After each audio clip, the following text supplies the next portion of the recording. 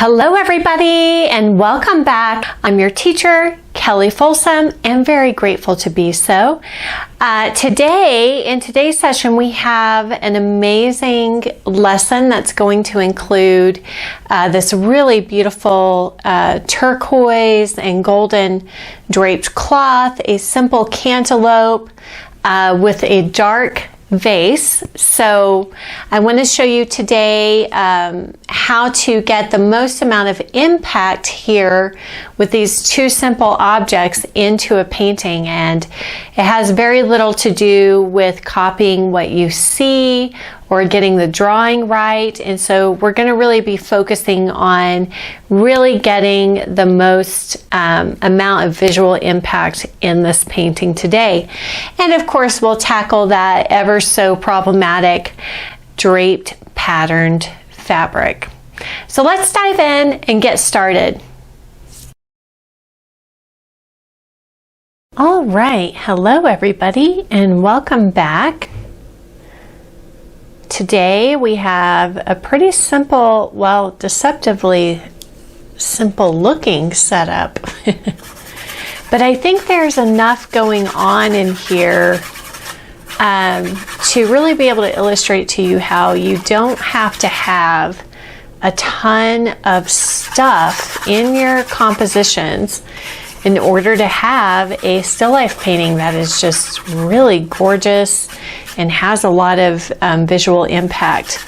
So no, a lot of times we get really hung up on the actual subject matter, or we think to have a really successful composition we have to have a lot of interesting things, many things in our setup, and it's really just not the case. You could even have just a gorgeous painting with fewer objects than this, with a couple of objects. So it's not so much what you paint that matters most, but a little bit more of how you paint it. Oh.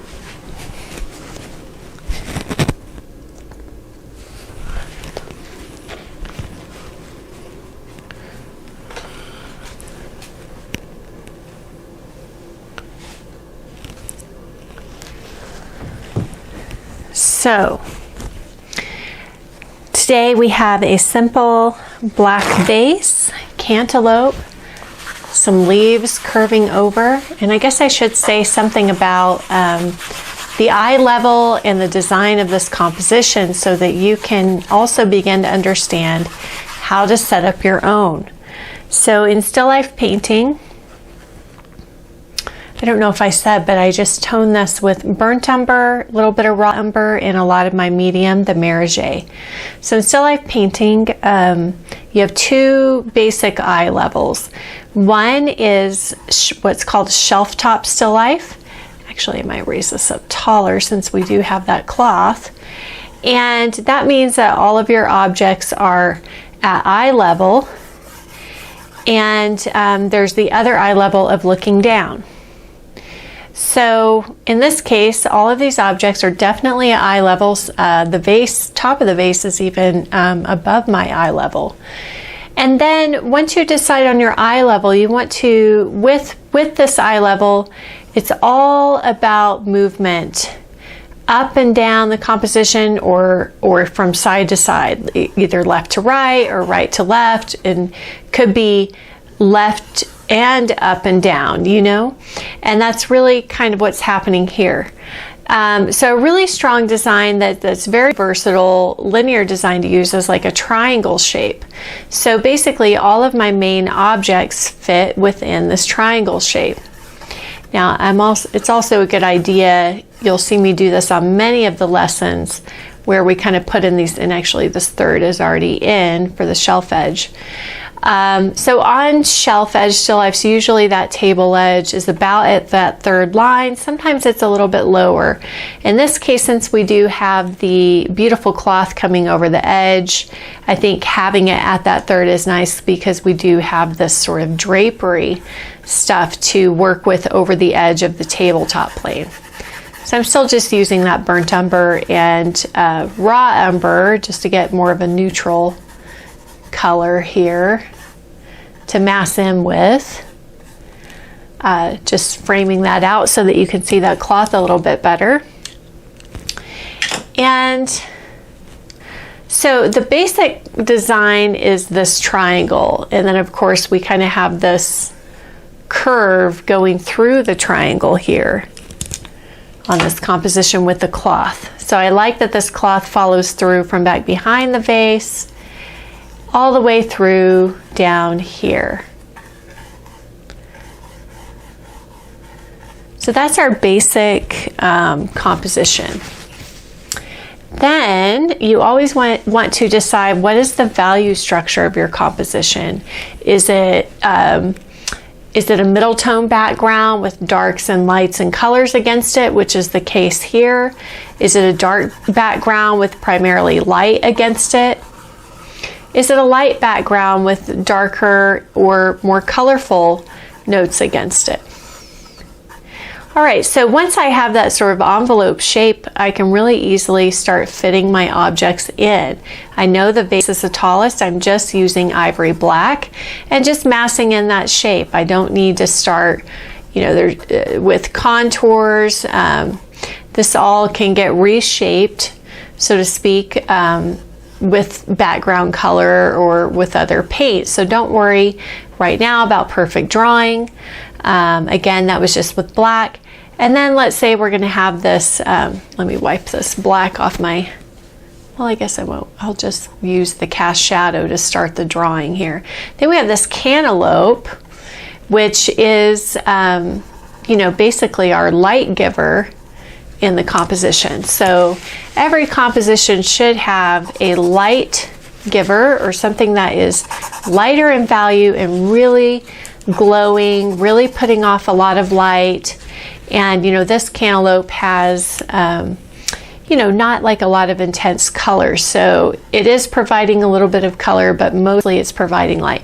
So you want a light, a dark, a dull, which is the background, right?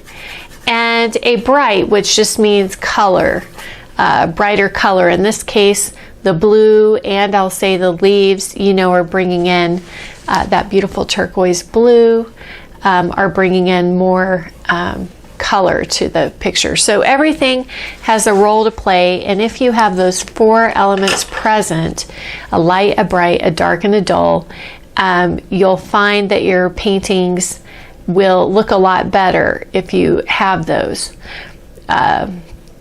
Sometimes people have too much light, sometimes they have too much dark, so you really want to have those four elements represented. It's kind of like the four elements, right? What is it? Earth, wind, fire, and water in your painting. And in that way, there's a really strong sense of balance. I'm going to go ahead and get on some of this highlight just with the palette knife. I did start it with some black and phthalo green cool over here. If you're new here, if you're a new member, be sure to check the palette image down below, and I recommend memorizing the colors that I have listed so that you always know what I'm reaching into, because there's a lot more important topics to cover than just color mixing. And it's also virtually impossible for me to tell you every color mixture. For example, right now what I'm doing is just taking white and just blending wet into wet to mix color on the canvas. And that's what we're all here, or most of us are here to learn, is how to paint wet into wet, how to become more painterly. And this is one way that we do that, is we paint wet into wet to get interesting mixtures and edges. All right, I do know that I'm going to have some of that cantaloupe color reflecting into the shadow of this, and that's one element that's present that is going to give me some drama. So I'm going to use some Cad Yellow Deep, some Naples Yellow to get that started. So that reflected light is going to add some drama to the picture. And actually I can just start the light on the cantaloupe itself with some Naples Yellow, white, and I would rather paint this too light right now and add color into it. I feel like I just heard a beep for some reason. Okay. Okay. So get the look of light. You want thick paint. Okay, I like to not use any medium there and just load the paint on the bristles and really lay it down. Only make a few strokes before you add more paint to your pile. So now if I do want to add some orange color, I can go for my Cad Yellow Deep, my Cad Red Light, in with that white, and add a hint of that sort of melon color to this. But you want to, again, if you know what the identity of each object is in your painting and you know what it's bringing to the party, what role it has to play, then you will avoid just copying what you're seeing or just painting, you know, what you think a cantaloupe looks like out of your head, so to speak. All right, so I'd like to get those lights on. We've got enough, you know, sort of non-color everywhere else. This needs got a little blended in, so I need to re-hit that with the sharper edge. All right.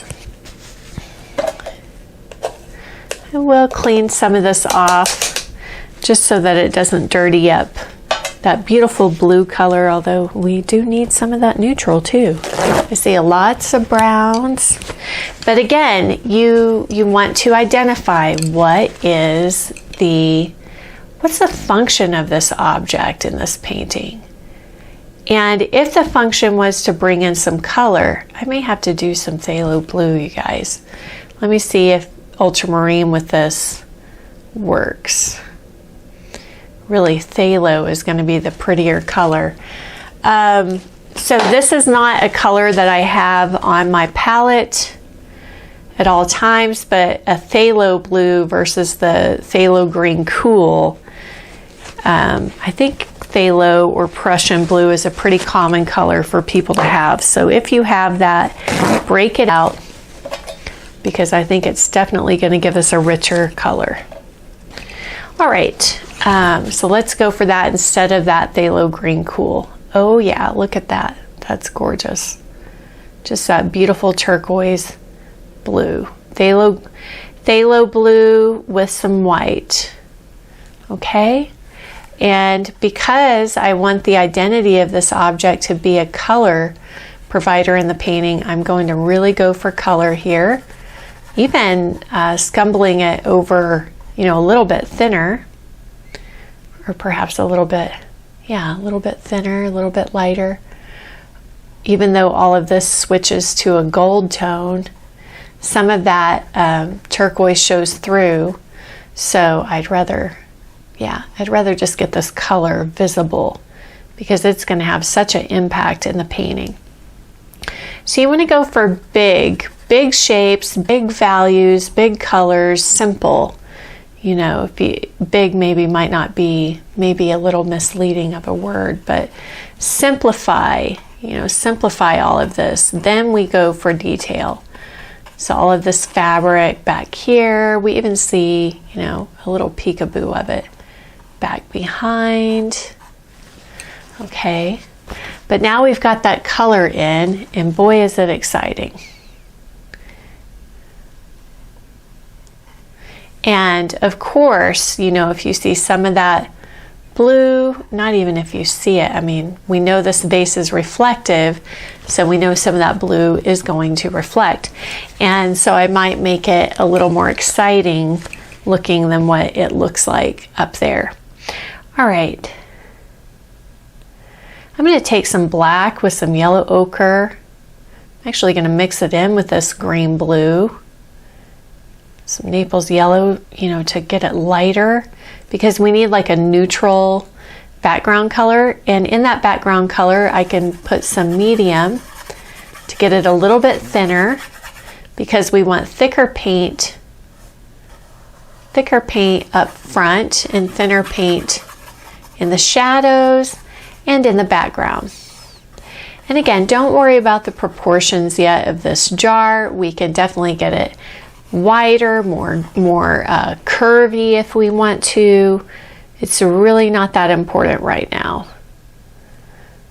We need to get everything on. So I'm going to cool this off and lighten it with some white as we move over here to the light side.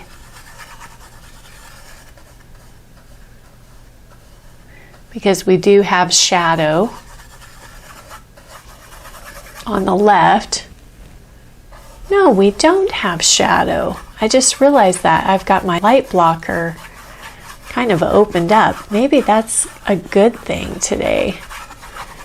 Maybe that kind of changes things up a little bit. So actually what ends up happening is we've got all this cast shadow down here, which I think is going to be really nice because it frames out the light on the cantaloupe really well. All this going darker.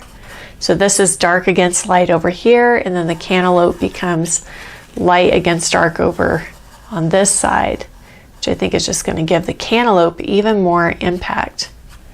All right, so you definitely want to pull that solid color down and around. So I'm going to add some more of that dark back shadow even more. And some of this is a cast shadow from the vase and the leaves onto that background. I also know I want to get more impact in this zone, so I want to use some of that cantaloupe color and kind of float it up into the surrounding area. Might actually just pretend like that back cloth. It seems like an awkward overlap. But I want to get some of this yellowy orange stuff. Maybe mix it in with the gray. So some cad red light, some cad yellow deep. I do like this back glow, but I just want to warm it up from the golden warm color that's on that cantaloupe.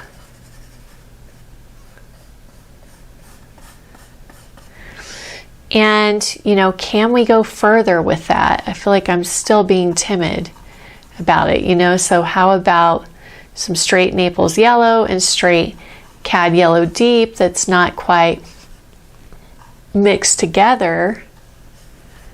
What if we do, you know, go for more boldness there? We're never going to know unless we do it now, right? All right. And then if those strokes are catching too much glare, you know, because as you add more paint in the background, those strokes will catch more glare, and that defeats our purpose of thin paint in the background versus thicker paint in the foreground. And then we can just kind of use this palette knife to kind of smush, make it look like that's not so obvious. And the palette knife can also take paint off. So if you do get a little heavy-handed in the background, you can always use that palette knife to take some of that any impasto or thick paint, you know, back off. And sometimes I'll even use my medium to kind of pull up more of that paint. All right, but now we're starting to get, you know, kind of a nice atmosphere and glow. Just real quick, I'm going to reshape this contour, and I think I'm going to give this top, you know, a little more curve just with some ivory black.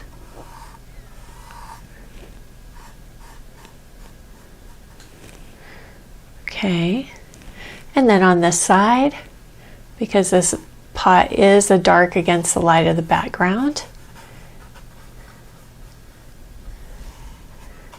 you see how starting off with that triangle shape and those thirds leaves plenty of room in your painting for, you know, the cloth coming over on the edge, room for the leaves, you know. And we get a really great sense of scale by doing that. You know, the cantaloupe remains smaller. There's a sort of like a vast space in between the cantaloupe and the top of the vase, which is a nice visual tension. So that's one way to get more impact into your paintings, is by creating more visual tensions.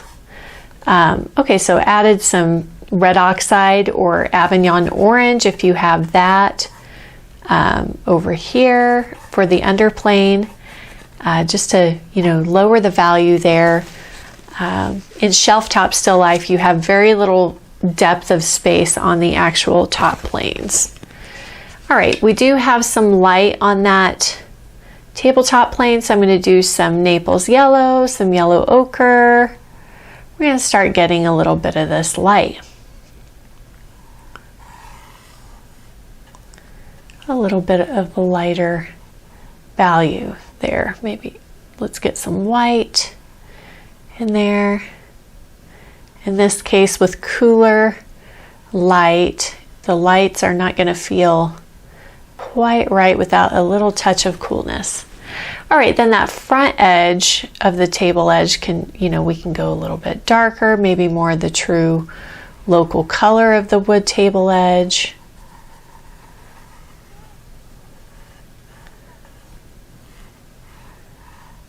But your tabletops and table edges, you really don't want to just draw a lot of attention to them. They're not that important, are they? Really.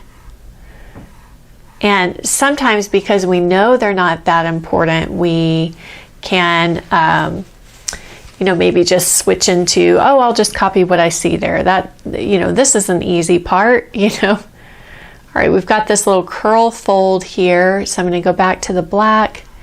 Always anchor everything down with cast shadow underneath. Okay. And then this shadow is too dark now, right, from the mass end.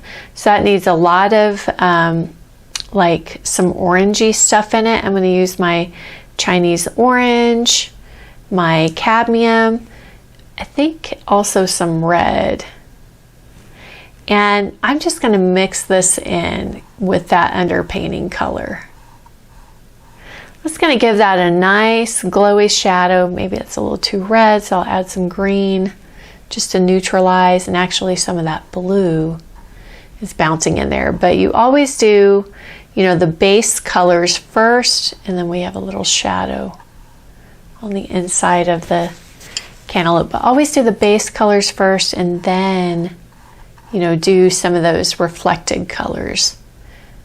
You'll thank yourself later. So reflections, highlights, you always do those on top of the base colors. Now I've noticed whatever, changes I made here, I kind of lost some impact on that cantaloupe reflection. So, and that happens with, so what? That happens painting wet into wet. I'm going to do some cad red light, some Naples yellow, and this reflection is kind of part of what helps connect, this cantaloupe way down at the bottom, also the reflection of some of the leaves, kind of helps connect the cantaloupe way down at the bottom with the, this top of the vase here. Okay, let's do some leaves now. Sometimes I'll like to use my back of my brush just to kind of get an idea of where the leaves are going to go. And I'm seeing now that this, I know that these leaves are light against dark, so I even need to go darker here, back behind those if I want those to pop out. So your backgrounds can change in value, and in fact you don't even have to see it there. It's maybe a little more helpful when you can see it, but your values, in the background are just subservient to what you want to have happen in the foreground. So, all right, let's get some yellow. I've got this kind of black mixture over here, and I think that's gonna make a good green.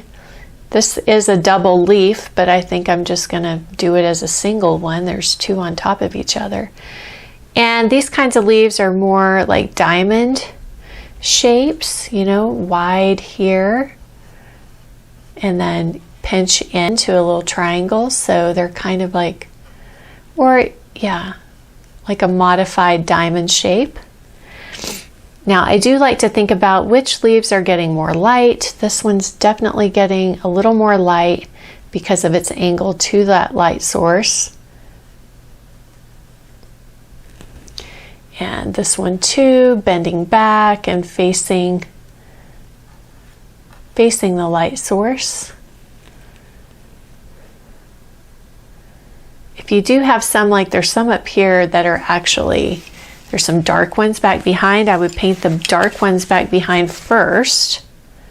That is, again, just save yourself some headache and paint the dark ones that are back behind first. So these are like dark against light, just kind of coming up with like a warm brown here with my background color and alizarin crimson and some Chinese orange. Since some of these are more in the orange family, this one also being in the orange family. Let's put some burnt umber and raw umber in there. Get the value a little bit darker. Keep your brush flat to the canvas. We just need like an abstract shape here, abstract leaf shape, on top of which lighter leaves are going to be positioned. All right, good. And then I'll use that color as well. There's some stems here that are kind of in shadow. This center vein, you know, center lines on leaves are incredibly important. So sometimes they're lighter in value, sometimes they're darker in value, depending on the angle of the light, where they're at in relationship to that light source. But the center vein is incredibly important. All right, and you don't have to do every center vein. All right, let's get some more light on this one down in front. Where does it come out? About right here. I just use some Naples yellow for this, knowing that it's going to kind of mix in with whatever's underneath. And if you want to add, you know, a little bit more green tint to that, you can. Maybe that will be more believable. There's a little skinny top of a leaf here catching light. And this one here coming out of the vase. So things like leaves, grapes in a still life, they just add a lot of nice movement to the composition. If you just had the cantaloupe and the vase, you know, the fabric adds a little nuance and movement as well. But I think without the leaves, it's going to be a little ho-hum without it, you know. So it's always nice, again, to have a variety of sizes, big, medium, little, and then maybe some fine, really fine stuff. So if you want to, actually this just works really well if you use your background color to kind of carve out any edges that you may want to be a little bit sharper, a little bit clearer. And with leaves especially, you definitely want some sharper edges going on. Now if they're all too sharp, everything looks a little pasted on, starts looking flat. If they're too soft, they start looking like little cotton balls. And I think we're all pretty aware that leaves, you know, are thin and have sort of these sharp edges, like pieces of paper that you could get, maybe not quite a paper cut on, but I just wanted to kind of frame that edge of that vase out more, because this vase is designed to be, you know, a real attention getter in the painting. It's not designed to be mysterious or anything. So again, you could sharpen up edges. A way to get more impact in an area is to sharpen up edges and also increase value contrast, which is what I'm doing now. So I think the next thing that's really going to add a layer, more of a layer of refinement, is going to be these folds. So I'll start with, we've got this fold. This is a pretty dominant fold here. And I'm just using some black that has a cast shadow. Cast shadows are incredibly important They tell the direction of the light source. Again, they also, what else did they bring in? They bring in impact, you know, detail. So we've got that one main fold. There's another like little skinny fold coming in there, and another little tiny little pinch fold there. Again, just using my black right now. This fold kind of comes out of the cantaloupe. So let's see, we might need a little Chinese orange or something warm, anything warm to warm that up would be good, because this is going to start switching to a gold. And now I can start getting in, you know, some more of that gold. Before I do though, I can already see that this little cantaloupe needs a little, maybe some unblended color.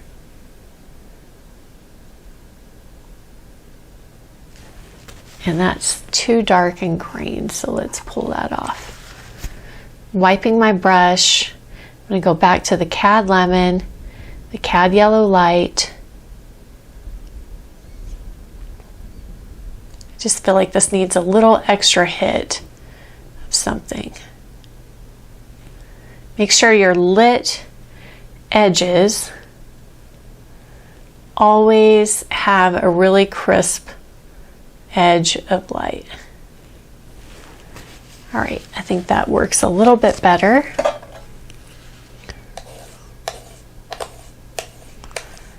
Just got to do our duty and clean our palette here. Sometimes that actually becomes a really nice color we can use, and in fact, I can see this showing up a lot in the drapery and also perhaps in the background. So I always save mixtures, mix them all together, because it's going to be a very harmonious mixture in the painting, because it's created from all the other colors in the painting. All right, and so I'm going to take some of that. Actually, let's just take some of that straight. What I'm seeing now is we could really use a little more width on this cloth. Okay, let's add some cad red light to this, some yellow ochre to get it a little more golden, that Naples yellow to get it a little lighter.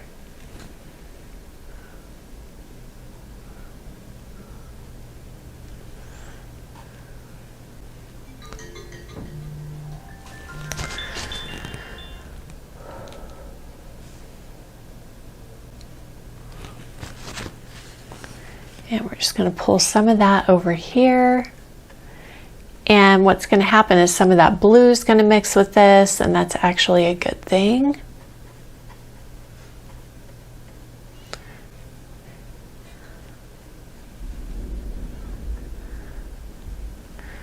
It sounds like it's going to storm. Okay, let's do a little bit of white in here as this edge starts to really catch the light, and this really has a mix of like blue and gold with it. But this edge really starts to kind of catch the light. This is part of why I wanted to put that blue down, you know, to begin with. And then this fold catches the light. Think about the direction of your brush strokes as it curves over. This fold is round and curvaceous, so just want to make sure that you get that kind of form in there.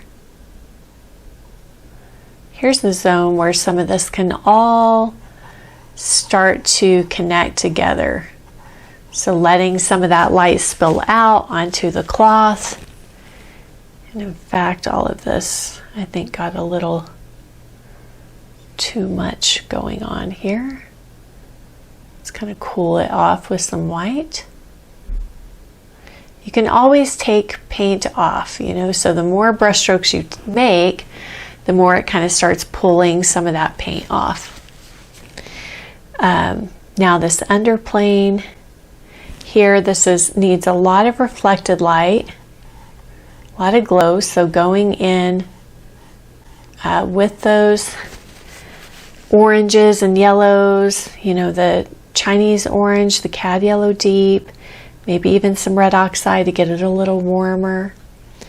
But that original massing color is just going to be a little too dark there.